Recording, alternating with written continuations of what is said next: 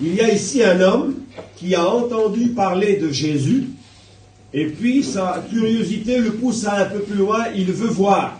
Et puis ce soir, on est tous venus à la réunion parce qu'un jour, on a entendu parler de Jésus. On sait très bien dans quel lieu on est là. Même s'il y aurait des inconvertis ce soir, ou encore plus des rétrogrades, qui avaient servi Dieu avant, puis aujourd'hui se sont un peu éloignés, ils savent très bien qu'ici, on ne va pas parler autre chose que Dieu, que de Jésus, que de la Bible. Et c'est un petit peu ce qui s'était passé pour Nicodème.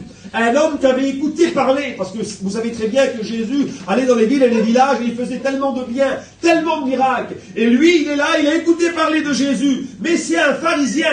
Le mot pharisien en lui-même veut dire séparé. Et c'était un peuple assez spécial, les pharisiens. Même Jésus était assez dur avec les pharisiens. Même Jean-Baptiste. Pourtant, qui serait plus amour que Jésus? Mais Jésus connaissait le fond de ce peuple-là, de ces hommes-là. Il leur disait, malheur à vous, scribes et pharisiens. Imaginez-vous les paroles. Pas Jésus qui dit ça quand même. Si, parce que nous, vous savez, je peux avoir beaucoup de visages ici. Il y a pas mal de gens que je connais. Il y en a plein que je connais pas. Mais même ceux que je connais les visages, moi. Mais comment je dois faire pour savoir ce qui se passe là?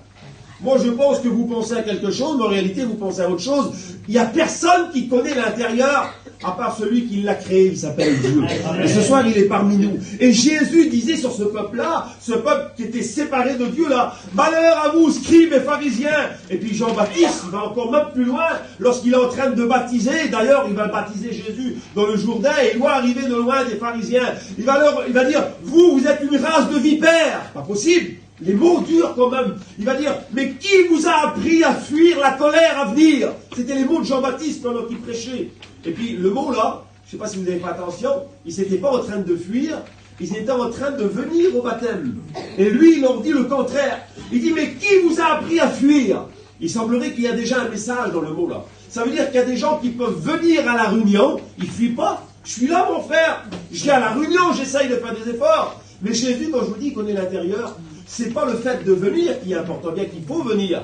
Mais Jésus leur disait, et Jean-Baptiste surtout, qui vous a appris à fuir? En un mot, on peut venir quelque part, mais intérieurement fuir la volonté de Dieu. Est-ce que vous comprenez ça? Ce qui compte pour Dieu, c'est pas simplement qu'il y a la réunion, bien que il faut venir, quand je vous dis, mais ce qui compte, c'est qu'à l'intérieur, tu ne fuis pas la volonté de Dieu. Que tu laisses simplement ton cœur ouvert. Ce qui compte pour Dieu, c'est un cœur ouvert. Alors Jésus leur disait ça. Les pharisiens, des gens très spéciaux. Nicodème, c'est un pharisien, un docteur, on va le voir ensemble. Et là, on a lu le texte. Jésus est à la fête de Pâques et il faisait beaucoup de miracles. Et la Bible dit que plusieurs crurent en son nom. C'était déjà pas mal. Il aurait pu être assez satisfait, en disant, je prêche, les gens croient, c'est bon. Ils acceptent le message. On est content, nous, quand les gens acceptent le message. Mais voilà, Jésus le dit ceci dans le texte, il ne se fiait point à eux. Pourquoi il ne se fiait point à eux? S'ils venaient à lui. Il est dit dans le texte, parce que Jésus les connaissait tous, parce qu'on ne pouvait pas lui rendre témoignage d'un homme, parce qu'il savait lui-même ce qui était dans l'homme. On ne pouvait pas venir vers Jésus et dire, t'as vu Jésus, elle, là-bas? En vrai, tu crois qu'elle est comme ça, mais elle n'est pas comme ça.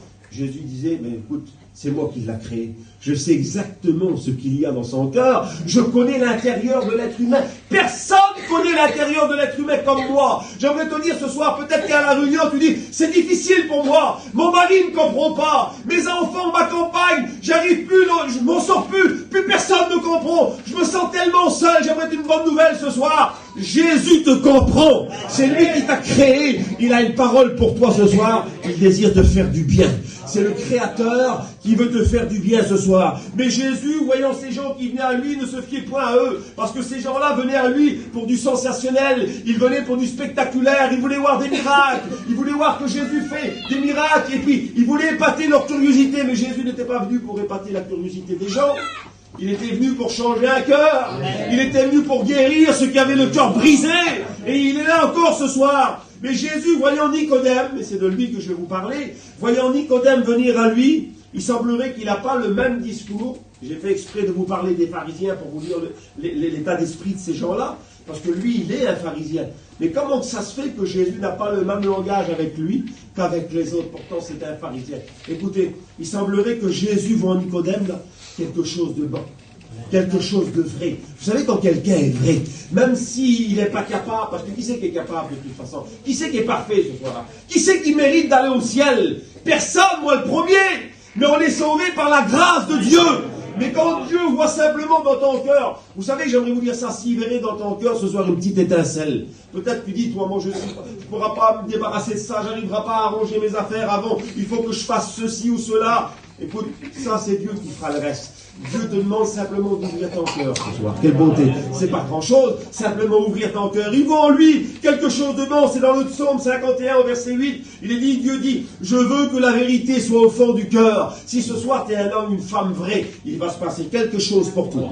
J'aimerais te dire, et c'est sûr, si tu es vrai dans ton cœur sincère, même si tu te sens pas à la hauteur, il va se passer quelque chose de bien pour toi. Alors, il vient trouver Jésus de nuit. Ça commence comme ça. Vous savez ce que je vais vous prêcher là? Je ne vais pas parler pendant 2 heures, je vais peut-être une petite demi-heure, mais je vais vous dire quand même ce que j'ai sur mon cœur. Est-ce que vous êtes avec moi? Amen. Écoutez, c'est une conversation de Jésus avec Nicodème. Je vais vous parler d'une conversation. Combien de fois on a des conversations, nous? Puis des fois, ils ne sont pas toujours utiles. Des fois, c'est des choses de la vie. On ne va pas parler toute la journée non plus de la Bible, on est sur la terre, on se comprend. Mais quand Jésus avait des conversations, ils étaient intéressants. Est-ce que vous croyez qu'ils étaient intéressants? Et là, je vous parle d'une conversation que Jésus a eue avec un homme, que c'est beau. Alors là, lui, il vient trouver Jésus de nuit et il l'appelle maître. Déjà, il reconnaît que Jésus est un maître. Il reconnaît que Jésus est le maître de l'univers. Il dit maître. Il parle avec lui, et comme il dit, nous savons que tu es un docteur venu de Dieu. Et quand il dit nous savons, ça veut dire qu'il parle au nom des autres aussi. Parce qu'il faisait partie du Sanhédrin. Le Sanhédrin, c'était eux qui dirigeaient Israël. C'était 70 hommes, avec à leur tête le souverain sacrificateur, qui était 71. C'était des hommes extraordinaires. Ils connaissaient la loi, l'Ancien Testament, sous le bout des doigts. Et puis il dit, nous savons que tu es un docteur venu de Dieu. On le sait, on a écouté parler de toi. Et moi, j'ai marqué ça, on ne devenait pas docteur de la loi du jour au lendemain. Il y a quelques années, j'avais appris ça. C'est dans l'histoire juive ce que je vais vous dire là. J'ai voulu savoir comment on devenait un docteur de la loi. Parce que lui, c'est le docteur. Jésus dira, tu es le docteur d'Israël, Nicodème. Et puis pourtant, le docteur d'Israël a besoin d'être sauvé. Pas possible. Un homme important comme ça, un homme avec un tel savoir, j'ai voulu me renseigner comment on devenait. Et puis j'ai vu que les enfants juifs, tout petits déjà. Voilà le processus qu'il a eu avant de devenir docteur. À 6 ans, on les mettait dans des écoles pour apprendre, les écoles rabbiniques, ils apprenaient la loi déjà à 6 ans. Jusqu'à 9 ans, ils étaient dans une école, ils connaissaient les versets de la Bible, la Torah pratiquement par cœur. Et puis de 6, 9 pour venir à 12 ans, ils étaient capables de mémoriser la Torah en entier. Ce que je vous dis, c'est prouvé, hein. Tous les historiens l'expliquent. À 12 ans, les enfants juifs, ils pouvaient citer tous les versets de l'Ancien Testament. C'était déjà des maîtres à 12 ans. Et puis lorsqu'ils avaient 12 ans, ils allaient maintenant rentrer dans une autre école supérieure jusqu'à 15 ans, qu'on appelait la Beth Talmud, ça voulait dire la maison du savoir. Et puis lorsqu'ils avaient eu ce processus là, de 6 ans, 9 ans, 12, jusqu'à 15 ans, à 15 ans, on pouvait parler avec eux de toute la Bible, ils pouvaient vous répondre par toutes les questions possibles. Vous savez, les Juifs, comment ils sont? On pose une question, ils nous répondent par une autre question. C'est ce que Jésus faisait même dans les Écritures. Parce que Jésus n'est pas venu pour l'abolir, la loi. Il est venu pour l'accomplir. Il ne faut pas oublier que Jésus était juif. Et puis donc, là, ils avaient 15 ans. Et quand ils avaient 15 ans, on prenait 2 élèves de 15 ans, là, on les mettait dans une salle, et il y avait un rabbin qui était là, et il les écoutait. Ils devaient discuter, débattre, expliquer, argumenter en répondant à une question par une autre question. Et le meilleur des 2 élèves allait être suivi par un rabbin pendant 15 ans encore. Imaginez-vous le processus. Et lorsque tout ce temps était passé, ils avaient maintenant 30 ans, et c'était la majorité religieuse de l'époque pour devenir expert, docteur de la loi. C'est pour ça que la Bible dit, Jésus rempli du Saint-Esprit, à 30 ans, il commence son ministère. Parce qu'il n'a pas voulu le faire avant. Il a voulu appliquer à la lettre la loi de l'Ancien Testament. Et là, on a devant nous ce maître-là. Alors, un homme comme ça, qui va parler avec Jésus, il va pas être embarrassé. Est-ce que vous êtes d'accord? Un homme avec un tel savoir, parce qu'aujourd'hui, il semblerait qu'il faut avoir un cerveau à 3 étages pour devenir un chrétien. Eh bien, j'aimerais vous dire qu'on se trompe. Ce qui compte, c'est une affaire de cœur. C'est pas une affaire de cerveau. Si tu es intelligent, puis tu peux expliquer des choses, Dieu n'est pas contre. Mais c'est pas avec ton cerveau que tu vas trouver Jésus. C'est avec ton cœur. Et ce soir, l'évangile, c'est une affaire de cœur. Et j'aimerais vous dire que Nicodème est là. Il est religieux, hein. Tout ce qu'on a vu là, c'est de la religion. Mais voilà. Moi, j'ai marqué la loi était bonne quand même. Parce que c'était quand même la loi de l'Ancien Testament qui pratiquait la loi de Dieu qui avait été donnée par Moïse, les 613 commandements, les 10 commandements, moi, le tabernacle, là. Mais j'ai voulu savoir pourquoi la loi était bonne. Mais voilà, depuis le jour où Dieu avait donné la loi à Moïse, et à l'époque que Jésus est venu sur la terre, il y avait 1500 ans qui étaient passés. Et pendant 1500 ans, il s'en passe des choses. Vous savez, des déviations, des choses qui est rentrées, et puis tellement de choses s'étaient passées, et puis voilà, les choses avaient changé. J'ai regardé tout ça, on offrait des animaux malades et fétiches, des choses qui n'étaient plus à la gloire de Dieu. On trafiquait dans le temple pas mal de choses, les choses avaient changé. Le temple était devenu un commerce. Et puis quand on lit dans les prophètes, c'est écrit ce que je vous dis. Le prophète Sophonie dira, les prophètes sont infidèles, les sacrificateurs profanent les choses saintes, ils violent la loi. On n'amenait plus les vraies brebis propres qu'on devait amener, comme Jésus représenté comme l'agneau sans tache. Et puis j'ai écouté ça que dans le temple, avant que Jésus soit sur la terre, le temple de Salomon, pour faire les sacrifices, là, quand on amenait une petite brebis, quand on venait pour l'amener, il devait passer par 4 examinateurs. C'est spécial. Pourquoi 4? Et puis on va le comprendre, pourquoi vous avez compris déjà. 4 examinateurs. Le premier regardait la brebis, si elle était bien. C'est un expert aussi, lui. Mais quand il l'a regardée, il voyait qu'elle était bien, ça n'aurait dû suffire. Il a passé au deuxième, il avait une autre fonction, lui. Et les 4, là, examinaient exactement la brebis. Et si les 4 avaient dit qu'elle était parfaite, on pouvait faire le sacrifice. Pourquoi? Pourquoi? Parce que Jésus, lui, il a été examiné, lui, l'agneau parfait, dans les 4 évangiles. Lorsque Matthieu a regardé, oui, il est parfait, on n'a rien à dire en lui. Marc, il n'y a rien à dire. Luc, il n'y a rien à dire. Jean, il est parfait. Même Pilate, il va dire, je n'ai rien trouvé à dire en cet homme, parce qu'il est l'agneau parfait. L'agneau qui peut te sauver, qui peut t'amener au ciel, c'est Jésus, notre Jésus à nous. Et puis Nicodème, là, est au courant. Il est au courant, certainement, le docteur de la loi, le docteur d'Israël. Il est au courant que Jésus a chassé les vendeurs, là, du temple. Vous connaissez l'histoire, l'autre Jésus est venu avec un fouet. Il n'a pas été d'accord avec ce qu'ils ont amené. Ils avaient reproduit ce qu'ils avaient fait dans l'ancien temps. Quand je vous ai dit, les brebis, là, qui n'étaient pas trop bien, ils essayaient de le faire passer parce qu'il y avait une affaire d'argent. Et puis Jésus n'est pas d'accord, il prend un fouet, il fout tout le monde dehors. Et puis voilà. Nicodème écoute Jésus lui parler. Alors, vous savez, tous les mots exacts, ils ne sont pas tout écrits dans la conversation, mais déjà, avec le peu que Jésus lui répond. Vous savez, il y en a, je vous dis ça au passage, ils voudraient tellement tout connaître de la Bible. Et puis ils viennent vers nous, ils disent, mais en fait, ils veulent nous poser des questions des fois pour nous troubler, parce qu'ils savent qu'on ne peut pas tout répondre. Mais ça t'amène où de tout savoir? Je ne sais pas s'il y en a, mais je parle avec mon cœur, moi les frères. Hein. Je ne suis pas venu ici pour condamner personne, je suis venu ici pour essayer d'amener quelqu'un au ciel. Mais j'aimerais te dire que si tu es venu ici, puis tu as toujours une idée, pourquoi c'est pas comme ça? Pourquoi la Bible? Il y a un garçon qu'on connaît chez nous là-bas, ça fait 25 ou 30 ans qu'il n'est pas encore chrétien, tellement qu'il essaye toujours de chercher des versets qu'on ne peut pas expliquer. Je lui dis, mais écoute, ce que tu sais dans la Bible peut t'amener au ciel, ça te suffit. Est-ce que vous comprenez? Ce qui peut t'amener au ciel, ça te suffit.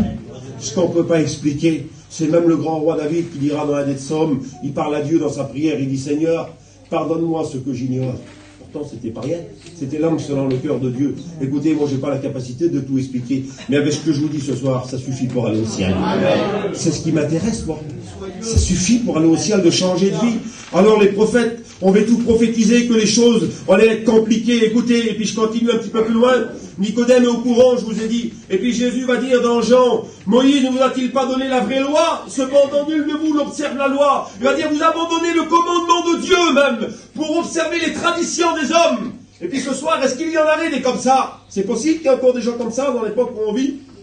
Des gens qui vivent encore avec certaines coutumes, certaines traditions de l'ancien temps, de famille. Écoute mon frère, moi je ne suis pas contre ce que vous dites. Et puis en réalité, dans leur cœur, ils savent que c'est la vérité. Ils participent à plein de réunions. Mais je ne sais pas, je dévoile peut-être un secret, mais je pense que c'est le Saint-Esprit qui fait comprendre ce que moi je ne peux pas faire comprendre. Peut-être que tu es encore attaché à certaines choses de famille. Tu dis, je ne peux pas être chrétien parce que dans ma famille, moi, c'était pas encore vraiment pareil. Il y a un peu de catholique, il y a un peu de telle religion ou telle autre chose. Et puis, on est attaché à des choses du passé. Des choses qui nous tiennent. Ça paraît bête des fois pour certains, mais pas aujourd'hui. Ça y est, l'évangile a été prêché partout. Mais il y a encore des gens qui sont tenus par certaines choses. Écoute, je ne sais pas par quoi tu es tenu ce soir, mais une chose est sûre, celui qui libère, il est là ce soir.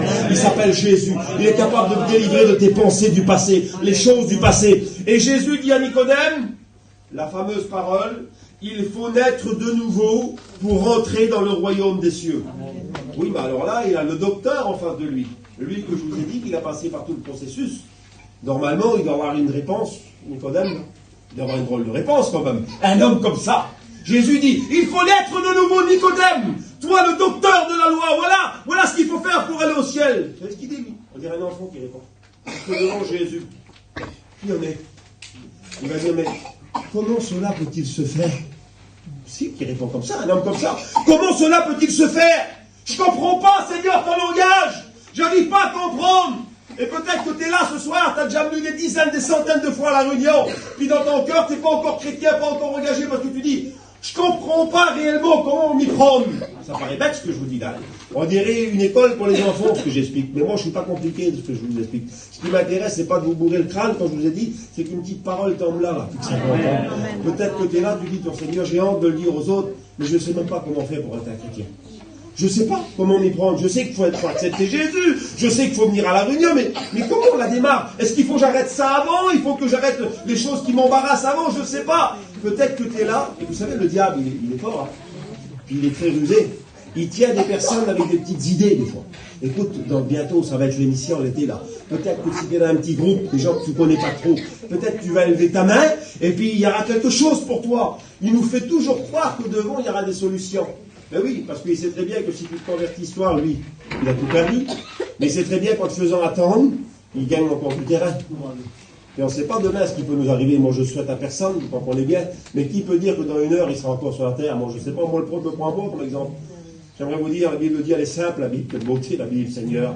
Si aujourd'hui, tu entends ma voix, c'est pas dans 1 mois, pas quand tu auras tout compris l'évangile, non. Alors, comment cela peut-il se faire? En ouvrant ton cœur. Tu rouvres ton cœur, tu laisses Jésus te faire du bien, tu laisses Jésus te parler. Voilà comment faire. Et Jésus dit, tu dis comment cela peut-il se faire? Et puis Jésus était tellement bon, et il est toujours bon. Jésus n'a jamais changé. Vous savez, Jésus ne voulait pas répondre à Nicodème, ni à qui que ce soit d'ailleurs, pour le blesser et puis pour le ridiculiser. Parce qu'aujourd'hui, des fois on parle avec quelqu'un, puis il connaît des choses, lui. Il sait que toi tu ne les connais pas trop. Il attend à pas mal de monde, il veut t'embarrasser. Tu ne savais pas ça? Mais c'est comme ça, mais il ne t'a pas dit pour t'aider. Parce que ça te fait du mal des fois. Vous savez qu'on peut faire du mal avec des versets de la Bible? Tuons-le avec la langue, avec des versets de la Bible. La Bible dit que la lettre tue.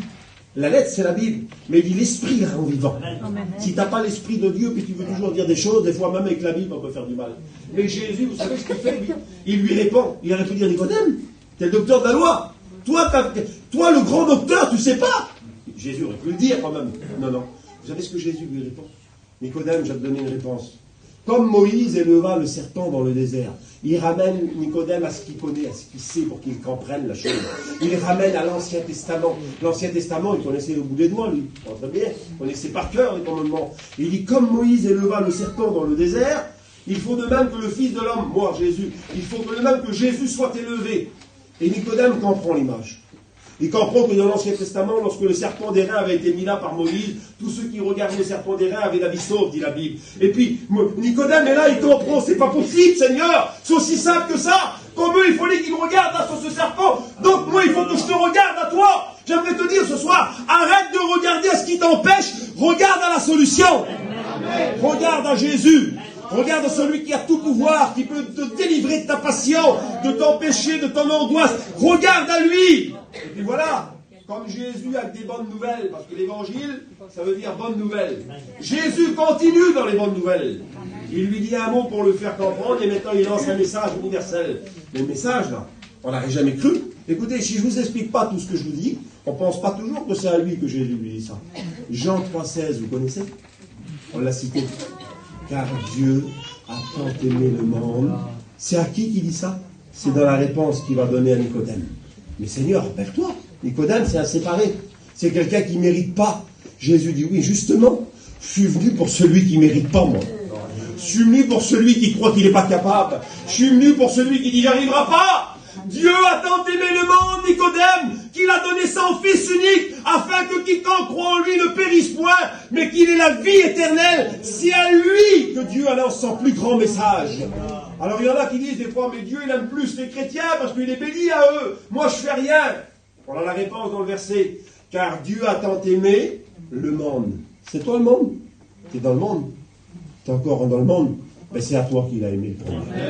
Car Dieu a tant aimé le monde. C'est Nicodème qui l'a aimé, mais c'est toi, c'est moi qui l'a aimé, c'est l'humanité entière. Dieu a tant aimé. Et Nicodème, là, c'est toujours la même conversation qu'il est venu le voir de nuit. C'est toujours le même, il y a, je ne sais pas s'il y a une demi-heure qui a passé, ou 1 heure, on ne sait pas le temps. Mais c'est une conversation, ça n'a pas duré toute la nuit. Ça a duré peut-être quelques heures, peut-être, ou je ne sais pas. Mais qu'importe. Là, Nicodème repart avec cette dernière parole de Jésus. car Dieu a tant aimé le monde. Et comment dormir avec une telle parole venant de la bouche de Jésus? Comment retourner chez nous? Quand on a parlé avec des hommes de Dieu, des fois des anciens de notre mission, je pense à ça, et puis aujourd'hui ils sont plus là, puis on pense, on dit Seigneur, quel est le privilège qu'on a eu, vous ne l'avez pas dit, qu'on a parlé avec ces hommes-là, ils nous ont enseigné, ou alors on est fiers et puis on est heureux, on dit quelle bonté, on essaye de garder, de se rappeler ce qu'ils nous ont dit.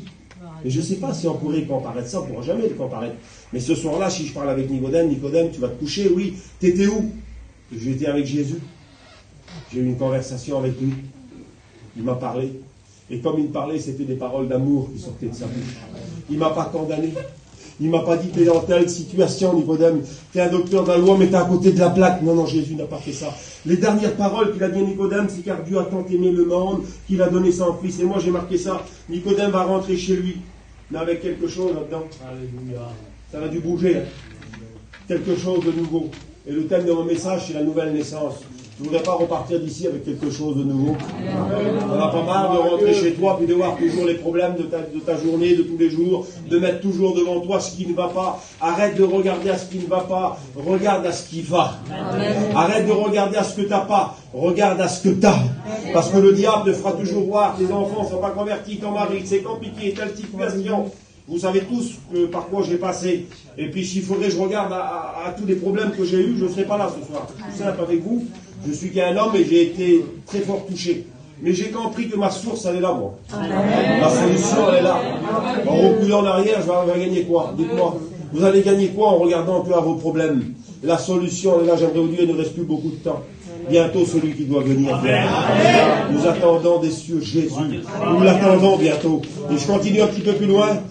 Nicodème va rentrer chez lui. Et moi j'imagine, on a le droit d'imaginer. J'imagine Nicodème quand il repart sur son chemin, là, pour repartir, les versets de l'Ancien Testament qui revenaient dans sa tête. Et puis dans mon cœur, il y avait ce verset-là qui revenait plus. C'est comme si que Dieu me disait, c'est celui-là qu'il a pensé. Je ne vais pas vous dire que c'est celui-là, mais comment il va avec ce qui s'est passé.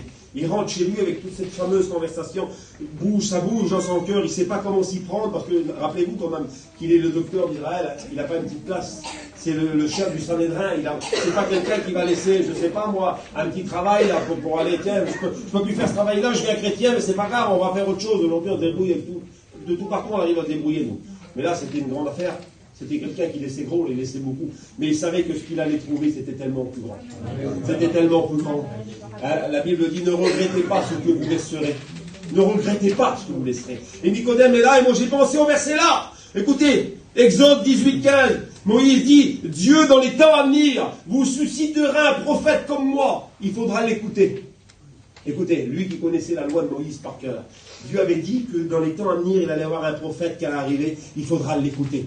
Et moi, dans mon cœur, ça résonnait, ça disait comme si, que Nicodème disait, et si c'était lui? Et si c'était lui que l'Ancien Testament nous dit, si c'était lui, et Nicodème était venu de lui vers Jésus, en présence de tout ça, mais comment s'y prendre? Mais Seigneur, qu'est-ce qu'il faudra que je fasse maintenant avec ce que j'ai reçu là? Je sais plus, ça m'a touché, ça m'a bougé dans mon cœur, mais j'ai tellement de décisions à prendre maintenant. Parce que vous savez, quand Dieu touche notre cœur, le diable va pas vous laisser longtemps tranquille. Hein. Il va venir aussi avec ses idées, avec ses projets, avec tous des raisonnements humains, puis tellement bien logiques des fois, qu'on dit, on croit que ça vient de nous. Il sait tellement le faire.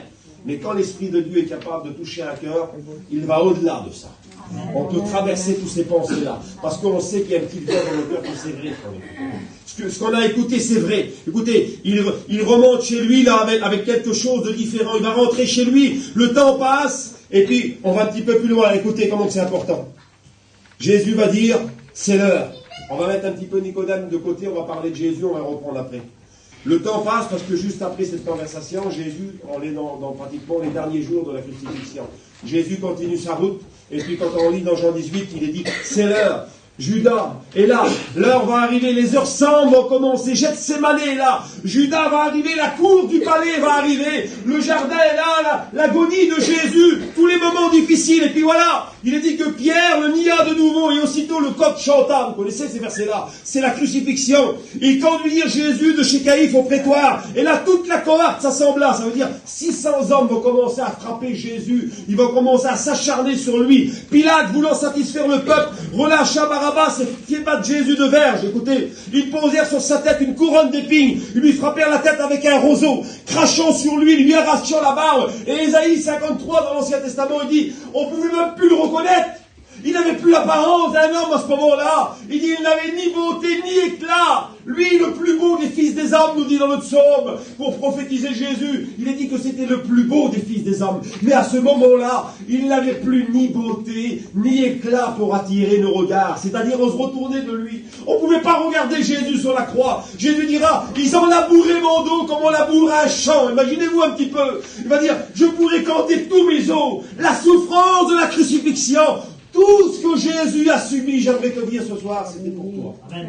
Tout ce qu'il a subi, c'était pour toi. C'était par amour pour toi. Par amour pour toi. Et Jésus est là. Et il dit, quand je serai élevé sur la croix, il dit, à ce moment-là, c'est là que j'attirerai tous les hommes. J'aimerais te dire que la croix, elle t'attire encore il y a 2000 ans. Il y a 2000 ans, elle a attiré des hommes. Ce soir, la croix t'attire encore. Par des cordages d'amour. Et Jésus est sur la croix. Il a dit que la 6e heure étant venue, il y eut des ténèbres sur toute la terre, jusqu'à la 9e heure. En heure française, la 6e heure jusqu'à la 9e heure, c'est de midi à 3 heures. Parce qu'il faut rajouter 6 heures à nos heures à nous. Écoutez, et il est dit que il est là, sur la croix. Les ténèbres sont là. Imaginez-vous un petit peu. Il y a eu des ténèbres pendant 3 heures sur toute la terre. Dans la crucifixion. Évidemment que ça me disait Jésus, qu'on appelait le soleil de justice. Et lui qu'on appelle la lumière du monde. C'est pas possible, il ne peut pas accepter d'être dans les ténèbres. Et puis dans mon cœur, quand il voit tout ça, il disait, s'il a accepté qu'il y a les ténèbres sur la terre pendant ces 3 heures, c'est pour que toi, tu puisses profiter de sa lumière. Il y a combien de temps que tu es dans les ténèbres? Il y a combien de temps que tu as du mal à dormir le soir? Il y a combien de temps que si tu n'as pas ton petit cachet, tu ne peux pas dormir? Pour certains, il faut leur petit jeu, là. Dès qu'ils sont élevés le matin, ils ont gagné un petit billet, ils courent là-bas pour faire le jeu. D'autres, c'est autre chose, d'autres, c'est un verre d'alcool, je ne sais pas. Ça peut être, mettez ce que vous voulez. Mais il y a combien de temps que tu es lié par la petite chose qui te tient? Il y a combien de temps? En réalité, c'est quoi? C'est les œuvres des ténèbres, ça. C'est les œuvres des ténèbres qui te tiennent. L'autre, c'est ça, l'autre, c'est ça, l'autre, c'est les pensées, l'autre, c'est la jalousie. Pris par la jalousie. Caïn a fait son frère, le premier meurtrier par la jalousie. L'autre, c'est l'orgueil. On peut mettre ce qu'on veut, mais tout ça, c'est le péché. Tout ça, ce sont les œuvres des ténèbres. C'est Dieu qui avait dit à Caïn, le péché se couche à ta porte et ses désirs dominent sur toi. Mais toi, tu peux dominer. On ne peut pas dominer sur le péché, mais avec le sang de Jésus, on peut. Avec la puissance de Jésus, on peut. Et lui, il est là. Et à la 9e heure, écoutez, qui nous représente 3 heures de l'après-midi, Jésus poussa un grand cri, il expira et mourut. Jésus meurt là, 3 heures de l'après-midi. Imaginez-vous notre Jésus rempli d'amour. Jésus qui guérissait les malades, Jésus qui ressuscitait les morts, lui quand on touchait son vêtement, on était béni, lorsqu'on avait une souffrance, une angoisse, on s'approchait de lui, même les petits enfants, il les bénissait, il les prenait dans ses bras. Là, il est sur une croix ensanglanté, il n'a rien fait de mal, il a fait que du bien, il est sur la croix. On le met sur la croix le matin à 9h, jusqu'à 3h, il a 6 heures sur la croix. Et ce qu'il faut savoir, c'est que pendant que Jésus le matin est sur la croix, c'est à ce moment-là, le matin, qu'on offrait les agneaux pour le sacrifice. C'était l'Ancien Testament encore. Jésus, il était venu là. C'était la fin avec Jésus. Mais eux, ils continuaient. C'était le moment où on offrait l'agneau. Et puis comme par hasard, il n'y a pas de hasard, Jésus, à la même heure, le matin, il est sur la croix, pendant que l'agneau est là-bas, il est en train d'être égorgé pour le sacrifice. Mais à 3 heures de l'après-midi, Jésus, il pousse un cri, c'est là qu'il meurt. Et comme par hasard, à 3 heures de l'après-midi, selon le texte de la Bible, c'était entre les 2 soirs. Ça voulait dire après 3 heures. Le matin, on le met sur la croix, on crucifie un agneau. À 3 heures, Jésus meurt. On égorge un autre agneau. Pourquoi? Parce que Dieu est en train de dire, pendant que vous faites votre sacrifice, moi j'apporte mon agneau, mon fils sans tache et sans défaut, Jésus le parfait, ça va être lui le vrai sacrifice. On arrête avec l'Ancien Testament, ça va être lui le vrai agneau parfait. Et s'il n'aurait pas été parfait, on n'aurait pas pu être sauvé. Peut-être que tu te dis, toi, mais moi je ne suis pas parfait, Seigneur. Oui, mais on a accepté de rentrer dans la bénédiction de la grâce. Et Jésus nous voit parfait en travers son Fils. Il nous voit parfait en travers son Fils, bien qu'on a peut-être des erreurs, des problèmes encore. Et la Bible dit que le voile du temple se déchira du haut jusqu'en bas. Et puis Marie de Magdala, elle entre au sépulcre, vous connaissez l'histoire. Et puis elle va voir là que l'ange il est là et elle pleure, elle ne comprend pas et elle va comprendre que Jésus est ressuscité. Et à ce moment-là, elle voit là dans un coin un petit linge plié. Et puis pareil, quand on était juif, quand on mettait un petit linge plié sur un petit meuble, une petite table, on l'avait compris, ça voulait dire le symbole du travail de vie. Ça voulait dire prends ta chaise, prends ton meuble, mon travail est fini, viens, prends ta marchandise. Et Jésus, avant d'être ressuscité, c'est quand même pas rien. Comme je vous ai dit, il n'est pas venu pour mettre de côté la loi, il est venu pour nous montrer qu'il fallait l'accomplir. Il a pris le soin de plier un petit linge, Jésus, dans un coin, pour dire à l'humanité, mon travail est fini. J'ai tout accompli, que c'est bon. Jésus a été jusqu'au bout. Il a fini son travail complètement. Oui, mais alors, il est où Nicodème dans tout ça? On était bien parti de Nicodème tout à l'heure. Il était pratiquement sauvé, Nicodème, on n'a pas vu plus de choses. Il est rentré chez lui. Il y avait un moment, écoutez, je l'ai passé, mais ça me revient. Il est rentré dans le Sanhédrin là-bas, après cette fameuse nuit-là, quelques jours après. Lorsqu'il est là, dans le Sanhédrin, les gens cherchent à crucifier Jésus, ils n'avaient pas encore mis la main sur lui, parce que Jésus, il avait le contrôle sur toute chose, il attendait le moment favorable, selon le temps que Dieu avait fixé pour aller à la croix. Mais avant d'aller à la croix, on envoie des gens, des huissiers. On dit voilà, allez l'espionner, essayez de faire quelque chose, trouvez-lui quelque chose pour l'arrêter à ce Jésus-là. Et lorsque les hommes reviennent vers les huissiers, ils reviennent dans le Sanhédrin, et là il y a Nicodème. Écoutez, vous allez comprendre pourquoi je dis ça. Et ils vont dire comment ça se fait que vous ne l'avez pas arrêté encore? Et puis c'est là qu'ils disent jamais homme n'a parlé comme cet homme. Et puis Nicodème, là, il ne peut pas se contenir. Il parle, il n'avait jamais fait ça avant. Mais à cause du moment qu'il avait passé avec Jésus, il y avait quelque chose qui était fait dans son cœur. Écoutez, il semblerait que Nicodème était devenu un disciple de Jésus en secret. Alors peut-être que je trahis un secret ce soir. Peut-être que toi, tu es en secret un chrétien et une chrétienne qui n'ose pas trop l'annoncer. Parce que tu dis, Seigneur, je vais attendre un petit peu, des fois ça va être mal perçu. J'aimerais te dire, il serait peut-être temps ce soir de mettre au grand jour, parce que l'évangile, on ne peut pas la cacher toujours. Il faut que ça soit dévoilé dans un cœur. N'ayant pas honte de dire qu'on est des chrétiens. N'ayant pas honte, même si on ne sera pas compris. Et Nicodème avait eu peur, mais à ce moment-là, vous savez ce qu'il fait? Il parle. Pas possible, Nicodème. Pas toi. Tu es trop gros, là, Nicodème. Tu ne vas pas t'afficher dans le Sanhédrin. Vous savez ce qu'il va dire? Il va dire, mais notre loi, à nous, là, est-ce qu'elle nous permet de condamner un homme avant de l'avoir écouté? Il parle de Jésus, là. Et puis là, quand il a dit ça, tout le monde se retourne, mais comment? Est-ce que toi aussi, tu es un chrétien comme eux? Puis Nicodème se met un petit peu sur le côté, mais il avait osé quand même dire quelque chose. Quand on connaît la place qu'il avait, ce n'était pas une petite chose. Mais ça s'avait arrêté là. Nicodème, on ne le voit plus. On voit Jésus qui va à la croix, quand je vous ai expliqué, Jésus meurt, il ressuscite. Mais voilà l'importance, maintenant il est là pour finir le message. On retrouve Nicodème à la croix. Si, on le retrouve là. Mais Nicodème, qu'est-ce que tu fais là? Tu viens trop tard. T'as tout loupé, Nicodème. Il fallait t'afficher quand tu pouvais le faire. Il ne te l'a pas dit, le diable, à toi? Tu aurais dû être chrétien comme il y a eu telle circonstance. Regarde maintenant, t'as passé par ça. Regarde maintenant ce que tu vis. Tu aurais dû te mettre chrétien avant. Comment que le diable, il sait faire ça? Comment qu'il sait nous appuyer sur nos défaites?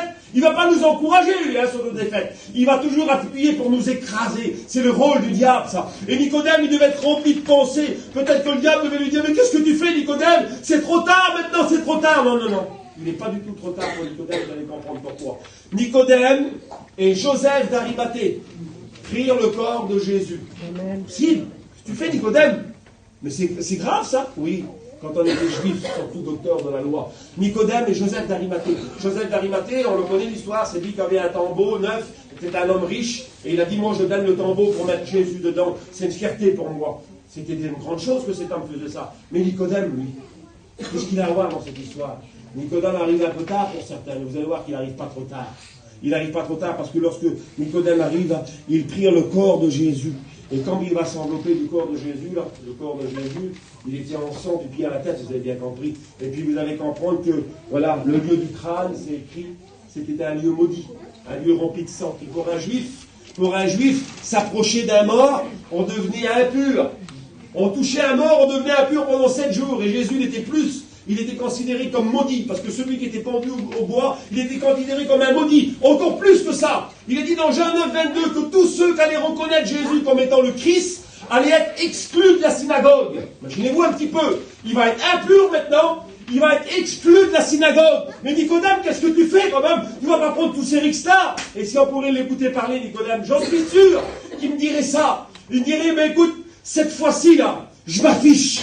J'ai perdu du temps, mais c'est pas grave que je serai impur aux yeux de mon peuple. J'ai trouvé celui qui m'a purifié. Parce que le sang de Jésus purifie de tous les péchés. J'ai trouvé celui qui m'a purifié, c'est pas possible. Il va faire 3 choses, Nicodème. On termine avec ça. Il va toucher le corps de Jésus rempli de sang, déclaré impur, c'est pas grave. Je suis jeté de la synagogue, c'est pas grave. Je serai un chrétien avec quelques personnes dans une petite maison, dans un chalet. J'irai dans les chemins, je serai exclu. Les gens voudront plus me parler. Mais moi, j'aurai une mission, sauver les âmes. Je pourrai sauver ma famille. Même si j'aurai plus tout le confort que j'avais avant, je serai un homme nouveau, un homme qui a découvert la nouvelle naissance. La deuxième chose, il enveloppait avec Jésus, le corps de Jésus, avec un linceul. Un linceul, on sait tous ce que c'est, et puis quand il arrive quelque chose, à cette époque-là, c'était surtout comme même aujourd'hui, c'est pas des étrangers, excusez-moi, s'il arrive quelque chose dans une famille, c'est la famille qui va s'en occuper, et c'est logique. Mais Nicodème n'était pas de la famille de Jésus. Et Nicodème, il déclare à ce moment-là, spirituellement, aujourd'hui, je vais faire ce que la famille de Jésus devrait faire. Parce que moi, je fais partie de l'Église. Et l'Église, c'est la famille de Dieu. Nicodème faisait comprendre spirituellement que c'était pas grave qu'il était rejeté par les autres. Je suis impur, je ne fais pas partie. Mais moi, je vais vous faire voir que je m'engage dans l'Église. Il y a combien de temps que tu devrais t'engager dans l'Église, mon frère? Il y a combien de temps, ma soeur, qui nous donnait un petit coup de main pour les fleurs? Ça, tu vois les autres faire, puis toi, tu es toujours mis en retrait. Engage-toi dans l'œuvre de Dieu. Deviens une véritable chrétienne, un véritable chrétien. Engage-toi, s'il le faut, dans les mois à venir, par les eaux du baptême. Oui, parce qu'on n'a plus de temps à perdre. Il faut s'approcher, s'engager pour Jésus. La troisième chose que Nicodème fait, il apporta de la myrrhe, un mélange de 100 livres. C'est quoi un mélange de 100 livres? Rappelez-vous, lorsque Jésus est né, lorsque les mages ont dit on a suivi son étoile en Orient, et on a apporté des cadeaux pour la naissance du roi qui est né. On a apporté de l'encens, de l'or et de la myrrhe. Et c'est précisé. On a apporté un mélange de 100 livres, parce que c'était la quantité pour un roi. Et Nicodème déclare aux yeux du monde que maintenant il va suivre le roi de Dieu. Il a décidé de le suivre. Son nom veut dire victorieux du peuple. Et son autre nom veut dire innocent du sang. Même si le diable t'accuse, nous avons un avocat. Il n'a plus de condamnation pour celui qui est en Jésus-Christ. Le diable ne te laissera pas. Il ne voudra pas que tu sors de cette réunion avec une nouvelle décision, avec une nouvelle naissance. C'est son rôle à lui. Mais voilà, la Bible dit qu'il a effacé l'acte dans les ordonnances nous condamner et qui subsistait contre nous. Il les a éliminés en le clouant à la croix. Il a publié les dominations spectacles pour que tout le monde voit le spectacle de la croix. Même si le diable te condamne, même si le diable t'accuse, il n'y a plus de condamnation. Si ce soir tu acceptes le message de l'Évangile, voulez-vous compris que c'est